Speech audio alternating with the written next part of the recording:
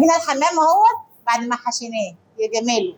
اهم حاجه الحمامه انك انت بس ما تكبسهاش قوي، وبعدين في الظهر هنا ممكن يشكشكها كده حاجه بسيطه، وما ما نعمل نخلي الميه تكون مغليه كويس، ساعتها هو يستحيل يفرقع معاكي. بس واهم حاجه طبعا يكون الزور من هنا مش مقطوعه خالص، تكون مقفوله، يعني مقفوله كده، ما تبقاش لو اتقطعت خلاص مع السلامه الرز. وهنحمر بقى مع بعضينا الحمام. وهنا الحمام اهوت بعد ما حشيناه يا جماله. طبعا احنا علشان يدي الشكل اللي هو البامبا بتاع المطاعم ده، بنجيب يا اما علبه زبادي يا اما لبن، بندهنه وبنحمره في سمنه بلدي، وعلى الجمال والروعه. وهوريكم دلوقتي التحمير. قولي لنا بقى، ده حمام بالرز ولا بالفريك؟ لا انا عامله حمام بالفريك. انت ما بتحبوش شريك شكل؟ اكيد. يعني بحط له لبن او زبادي عشان يدي اللون البامبا. وهو ده سر المطاعم. اه طبعا.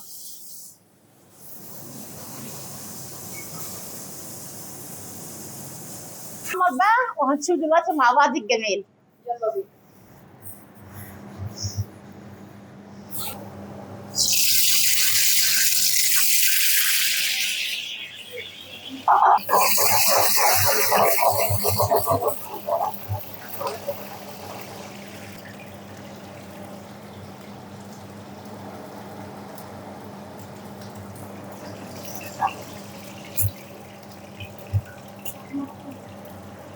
بقى بدأ ياخد اللون اللبامبا ازاي؟ بالطريقه دي، زبادي او لبن،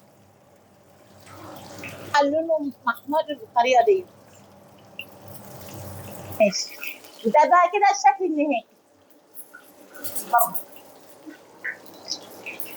ده شغل 5 نجوم ده حبيبتي.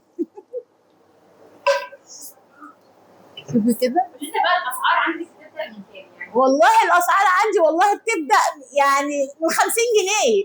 والله من 50 جنيه.